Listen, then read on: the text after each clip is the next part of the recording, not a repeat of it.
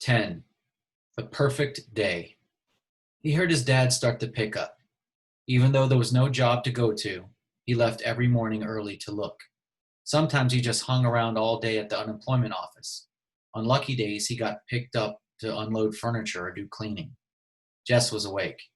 He might as well get up. He could milk and feed Miss Bessie and get that over with. He pulled on a t-shirt and overalls over the underwear he slept in. Where are you going? Go back to sleep, Maybelle. I can't. The rain makes too much noise. Well, get up then. Why are you so mean to me? Will you shut up, Maybelle? You'll have everyone in the whole house woke up with that big mouth of yours. Joyce Ann would have screamed, but Maybelle made a face. Oh, come on, he said.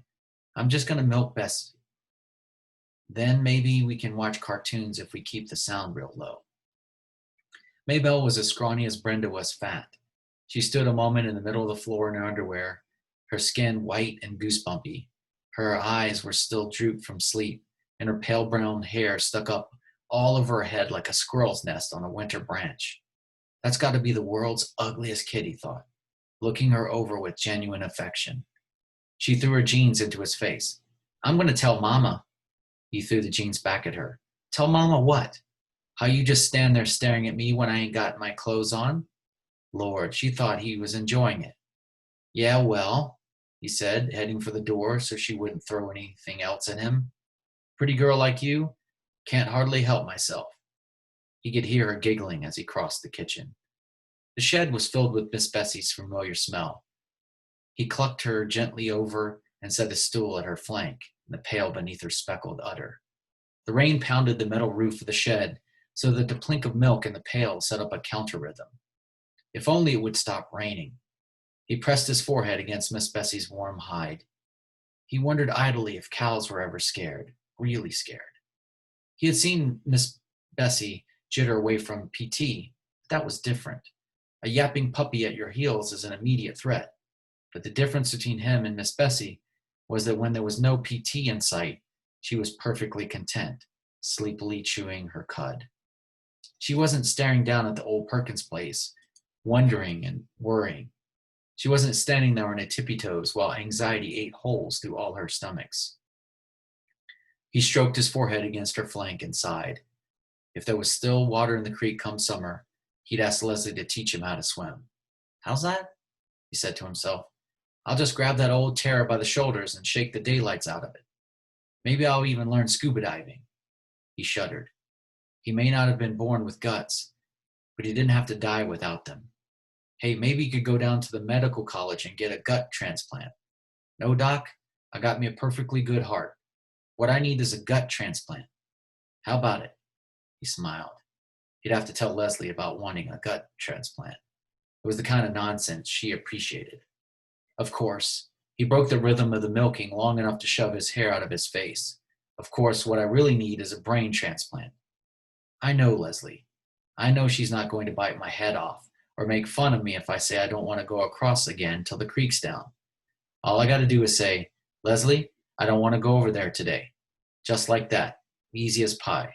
Leslie, I don't want to go over there today. How come? How come? Because. I called you 3 times already. Maybelle was imitating Ellie's prissiest manner. Call me for what? Some lady wants you on the telephone. I had to get dressed to come get you. He never got phone calls. Leslie had called him exactly once, and Brenda had gone into such a song and dance with her about Jess's getting a call from his sweetheart that Leslie had decided it was simpler to come to the house and get him when she wanted to talk. Sounds kind of like Miss Edmonds. It was Miss Edmonds. Jess? Voice flowed through the receiver. Miserable weather, isn't it? Yes'm. He was scared to say more for fear she'd hear the shake. I was thinking of driving down to Washington, maybe go to the Smithsonian or the National Gallery. How would you like to keep me company? He broke out in a cold sweat. Jess? He licked his lips and shoved his hair off his face. You still there, Jess? Yes'm. He tried to get a deep breath so he could keep talking. Would you like to go with me? Lord. Yes'm. Do you need to get permission? She asked gently. Yes'm. He had somehow managed to twist himself up in the phone cord. Yes'm. Just Just a minute. He untangled himself, put the phone down quietly, and tiptoed into his parents' room. His mother's back made a long hump under the cotton blanket. He shook her shoulder very gently. Mama, he almost whispered. He was almost whispering. He wanted to ask her without really waking her up. She was likely to say no if she woke up and thought about it. She jumped at the sound but relaxed again, not fully awake.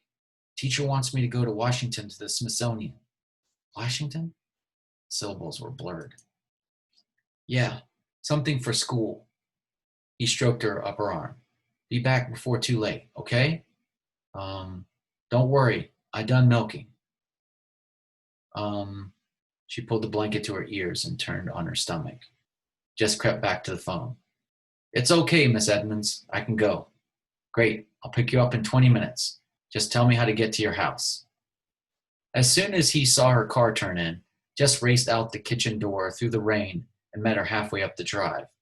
His mother could find out the details from Maybelle after he was safely up the road. He was glad Maybelle was absorbed in the TV. He didn't want her waking Mama up before he got away. He was scared to look back even after he was in the car and on the main road for fear he'd see his mother screaming after him. It didn't occur to him until the car was past Millsburg that he might have asked Miss Edmonds if Leslie could have come too. When he thought about it, he couldn't suppress a secret pleasure at being alone in this small, cozy car with Miss Edmonds. She drove intently, both hands gripping the top of the wheel, peering forward. The wheels hummed and the windshield wipers slicked a merry rhythm. The car was warm and filled with the smell of Miss Edmonds. Jess sat with his hands clasped between his knees, the seatbelt tight across his chest. Damn rain, she said. I was going stir crazy. Yes'm, he said happily. You too, huh? She gave him a quick smile. He felt dizzy from the closeness. He nodded. Have you ever been to the National Gallery? No, ma'am. He had never even been to Washington before, but he had hoped she wouldn't ask him that. She smiled at him again. Is this your first trip to an art gallery? Yes'm. Great, she said. My life has been worthwhile after all.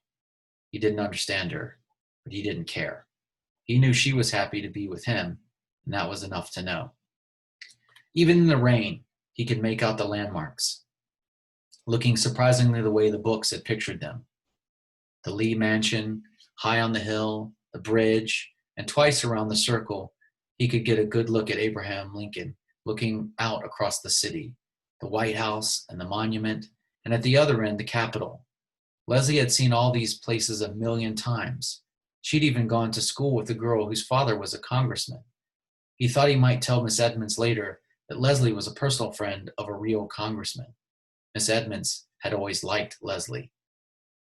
Entering the gallery was like stepping inside the pine grove, the huge vaulted marble, the cool splash of the fountain, and the green growing all around. Two little children had pulled away from their mothers and were running about, screaming to each other. It was all Jess could do not to grab them and tell them how to behave in so obvious a sacred place. And then the pictures, room after room, floor after floor. He was drunk with color and form and hugeness, and with the voice and perfume of Miss Edmonds always beside him. She would bend her head down close to his face to give him some explanation or ask him a question, her black hair falling across her shoulders. Men would stare at her instead of the pictures, and Jess felt they must be jealous of him for being with her. They ate a late lunch in the cafeteria. When she mentioned lunch, he realized with horror that he would need money, and he didn't know how to tell her that he hadn't brought any, didn't have any to bring, for that matter. But before he had time to figure anything out, she said, Now I'm not going to have any argument about who's paying. I'm a liberated woman, Jess Aarons. When I invite a man out, I pay. He tried to think of some way to protest without ending up with the bill, but couldn't, and found himself getting a $3 meal, which was far more than he had meant to have her spend on him. Tomorrow he would check out with Leslie how she would have handled things. After lunch, they trotted through the drizzle to the Smithsonian to see the dinosaurs and the Indians. There they came upon a display case holding a miniature scene of Indians disguised in buffalo skins, scaring a herd of buffalo into stampeding over a cliff to their death with more Indians waiting below to butcher and skin them. It was a three-dimensional nightmare version of some of his drawings. He felt a frightening sense of kinship with it. Fascinating, isn't it? Miss Edmonds said, her hair brushing his cheek as she leaned over to look at it. He touched his cheek. Yes'm. To himself he said, I don't think I like it, but he could hardly pull himself away. When they came out of the building, it was into brilliant spring sunshine. Jess blinked his eyes against the glare and the glisten. Wow, Miss Edmonds said. A miracle. Behold the sun. I was beginning to think she had gone into a cave and vowed never to return, like the Japanese myth. He felt good again. All the way home in the sunshine, Miss Edmonds told funny stories about going to college one year in Japan, where all the boys had been shorter than she, and she hadn't known how to use the toilets. He relaxed. He had so much to tell Leslie and ask her. It didn't matter how angry his mother was. She'd get over it. And it was worth it. This one perfect day of his life was worth anything he had to pay. One dip in the road before the old Perkins place, he said. Just let me out at the road, Miss Edmonds. Don't try to turn in. You might get stuck in the mud. Okay, Jess, she said. She pulled over at his road. Thank you for a beautiful day. The western sun danced on the windshield, dazzling his eyes. He turned and looked Miss Edmonds full in the face. No, ma'am. His voice sounded squeaky and strange. He cleared his throat. No, ma'am. Thank you. Well, he hated to leave without being able to really thank her, but the words were not coming for him now. Later, of course, they would, when he was lying in bed or sitting in the castle. Well, he opened the door and got out. See you next Friday. She nodded smilingly. See you. He watched the car go out of sight and then turned and ran with all his might to the house, the joy jiggling inside of him so hard that he wouldn't have been surprised if his feet had just taken off from the ground the way they sometimes did in dreams and floated him right over the roof. He was all the way into the kitchen before he realized that something was wrong. His dad's pickup had been outside the door, but he hadn't taken it in until he came into the room and found them all sitting there. His parents and the little girls at the kitchen table, and Ellie and Brenda on the couch, not eating. There was no food on the table, not watching TV. It wasn't even turned on. He stood unmoving for a second while they stared at him. Suddenly, his mother let out a great shuddering sob. Oh my God! Oh my God! She said it over and over, her head down on her arms. His father moved to put his arm around her awkwardly, but he didn't take his eyes off Jess. I told you he'd just gone off somewhere, Maybelle said quietly and stubbornly, as though she had repeated it often and no one had believed her. He squinted his eyes as though trying to peer down a dark drain pipe. He didn't even know what question to ask them. What? He tried to begin. Brenda's pouting voice broke in. Your girlfriend's dead, and Mama thought you was dead too.